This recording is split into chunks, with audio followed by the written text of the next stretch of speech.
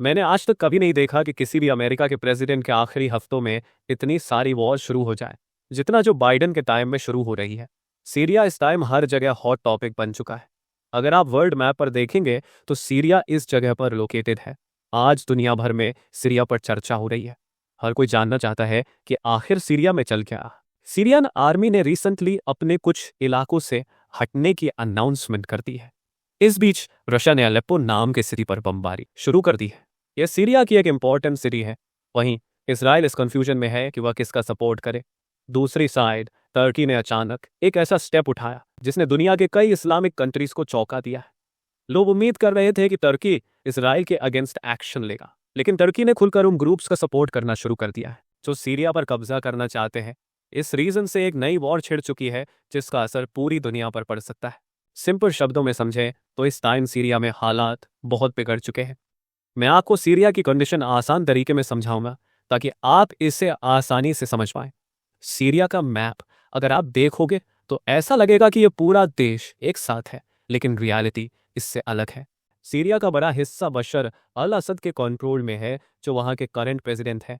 उनकी government Russia और Iran का सपोर्ट करती है और हिजबुल्लाह से ग्रुप्स का साथ देती है। वहीं बशर अल असद की गवर्नमेंट इसराइल और अमेरिका के खिलाफ है। इसराइल अक्सर सीरिया पर बमबारी करता रहता है। लंबे टाइम से इसराइल और अमेरिका की कोशिश है कि सीरिया में गवर्नमेंट चेंज कर दी जाए और बशर अल असद की गवर्नमेंट हटा दी जाए। लेकिन ग्राउंड रियलिटी यह है कि सीरिया का जो नक्शा आप गूगल मैप या किसी इंटरनेशनल वेबसाइट पर देखते हो वह पूरी रियलिटी नहीं दिखाता। अगर आप सीरिया की जमीन पर असली सिचुएशन देखो तो यह जो लाल रंग का हिस्सा है वो बशर अल असद के कंट्रोल में है। सीरिया एक ऐसा देश बन गया है जो टूटने की कगार पर है। वेस्टर्न कंट्रीज इस इंतजार में है कि सीरिया पूरी तरह टूट जाए और कई छोटे छोटे देशों में बंट जाए। अब आपको यह समझना होगा कि ये येलो वाला पार्ट किसके कंट्रोल में है और ग्रीन वाला पार्ट किसके। अब अगर आप मैप के ऊपर ग्रीन कलर का पार्ट देखेंगे तो वह सीरिया की इंटरिम गवर्नमेंट का है। ये एक अलग ग्रुप है। जो भी रेड कलर के अलावा अलग अलग कलर आपको मैप में दिख रहे हैं वो सब ऐसे ग्रुप्स हैं जो बशर अल असद को पावर से हटाना चाहते हैं और चाहते हैं कि यहां उनकी अपनी गवर्नमेंट बन जाए। ये जितने भी ग्रुप्स हैं ये अमेरिका के सपोर्टर्स यानी प्रो यूएस हैं। इस पूरे मामले में टर्की भी अमेरिका का सपोर्ट कर रहा है। अब जरा सोचिए, अगर सीरिया जैसा बड़ा देश टूटकर बिखर जाए तो इससे टर्की को कितना फायदा होगा। टर्की अपने एरिया का एक्सपेंशन कर पाएगा और सीरिया के कई पार्ट्स को अपने कंट्रोल में ले पाएगा। सीरिया में कई ग्रुप्स हैं जो टर्की को अनस्टेबल करना चाहते हैं, लेकिन टर्की के पास इतनी पावर है कि वो इन ग्रुप्स को खत्म कर सकता है। दूसरी तरफ अगर सीरिया से बशर अल असद की गवर्नमेंट हट जाए तो ये अमेरिका के लिए बहुत बेनिफिशियल होगा।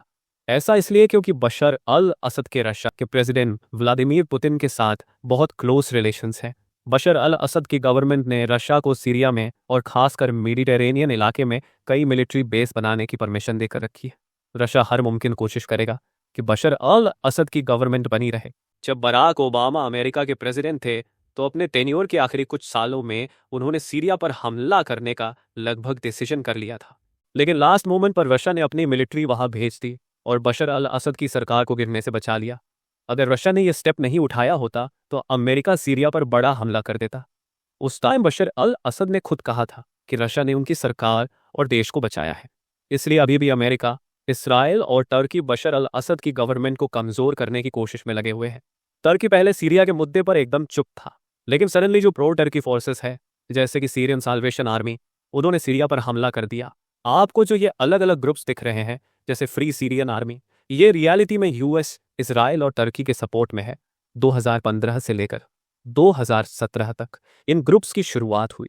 हर ग्रुप का अपना एक एजेंडा है। कोई कहता है कि बशर अल असद को हटाकर वे राज करेंगे, कोई कहता है सीरिया सिर्फ उनके हिसाब से चलेगा, लेकिन इन सबका एक मेन ऑब्जेक्टिव है, सीरिया में अपनी ताकत जमाना।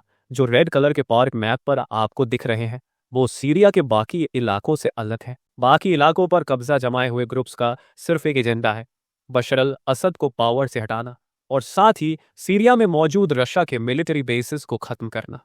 रियलिटी में सीरिया में एक बड़ी जियोपॉलिटिकल गेम चल रही है। आज जो कुछ इसराइल गाजा में कर रहा है उसे लेकर एर्दोआन ने कई बड़े बयान दिए थे। जो कि प्रेसिडेंट है टर्की के, उन्होंने कहा था कि अगर यह सब नहीं रुका तो वे कुछ बड़ा करेंगे। यहां तक कि उन्होंने इसराइल के ऊपर हमला करने की भी बात कही थी। एर्दोआन ने कहा था कि अगर हालात काबू में नहीं आए तो टर्की और इसराइल के बीच वॉर हो सकती है। एर्दोआन ने कहा था कि हम इसराइल को छोड़ेंगे नहीं, लेकिन जब एक्शन लेने की बात आई तो उन्होंने अपना ध्यान सीरिया की साइड मोड़ लिया। सीरिया में जो बशर अल असद के अगेंस्ट फोर्सेस खड़ी है, तुर्की ने उन्हें सपोर्ट देना शुरू कर दिया। अब तुर्की ने वहां पर मिलिट्री ऑपरेशन शुरू कर दिया है। अलेप्पो, जिसे आप मैप में देख सकते हैं, एक हिस्टोरिकल सिटी है। अगर आपको याद हो, एक टाइम था जब आईएसआईएस का राज था। मैं उस टाइम की बात कर रहा हूं जब बराक ओबामा और डोनाल्ड ट्रंप की गवर्नमेंट थी। उस टाइम अलेप्पो इस्लामिक स्टेट की कैपिटल हुआ करती थी।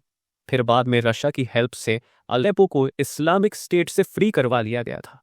अब रिसेंटली एक बड़ी न्यूज़ आई है कि तुर्की और अमेरिका के सपोर्ट करने वाले जो इजराइल के फोर्सेस हैं, उन्होंने सीरिया की फोर्सेस को हरा दिया है और अलेप्पो पर कब्जा कर लिया है।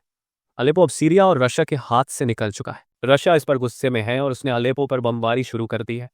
रशिया का मकसद है कि जो भी आज के टाइम में अलेप्पो पर कब्जा करना चाहते हैं, उन्हें भारी नुकसान हो। और इस टाइम अलेप्पो से बहुत डरावनी फोटो सामने आई है, जहां फोटोज के बॉम्बर्स अलेप्पो पर बम गिरा रहे हैं। रशिया की पूरी कोशिश है कि अलेप्पो, जो एक इंपॉर्टेंट स्ट्रेटेजिक सिटी है, वो बशर अल असद की गवर्नमेंट के हाथ से ना जाए। जो बाइडन का मेन ऑब्जेक्टिव है कि जनवरी 2025 से पहले सीरिया में तख्तापलट हो। आज जो प्रो यूएस फोर्सेस है, जो प्रो टर्की ग्रुप्स है, ये सभी सीरिया में अपनी पावर बढ़ाने की कोशिश कर रहे हैं। सीरिया का कहना है कि ये लोग टेररिस्ट है। मुझे लगता है जैसे सद्दाम हुसैन के साथ हुआ था, वैसे ही बशर अल असद का मर्डर हो जाएगा और सीरिया हमेशा के लिए रशिया के हाथ से निकल जाएगा। अगर ऐसा होता है तो यह एक बड़ा जियोपॉलिटिकल चेंज होगा। अब आप सोचेंगे, क्या ट्रंप ऐसा चाहते हैं? ट्रंप की क्या सोच है इस बारे में? ट्रंप ने कई साल पहले साफ कर दिया था कि वे सीरिया में खुद को शामिल नहीं करना चाहते। अगर कल को ट्रंप फिर से पावर में आते हैं तो रशिया की पकड़ सीरिया में और भी मजबूत हो जाएगी। ट्रंप का कहना था कि यूएस को वहां अपना पैसा और टाइम बर्बाद करने की जरूरत नहीं है। ट्रंप ने यह भी कहा था कि सीरिया एक रेगिस्तान है, जहां सिर्फ रेत है, वहां कुछ भी नहीं है। इसलिए ट्रंप की स्ट्रेटेजी यही है कि सीरिया में अमेरिका का कोई इन्वॉल्वमेंट नहीं होना चाहिए। अब जनवरी 2025 से पहले बाइडन अपनी आखिरी कोशिश करेंगे कि बशर अल असद को हराया जा सके। बाकी देखते हैं क्या होता है। इस टॉपिक पर कोई भी नया अपडेट आएगा तो मैं तुरंत वीडियो बना दूंगा। तब तक के लिए जय हिंद दोस्तों।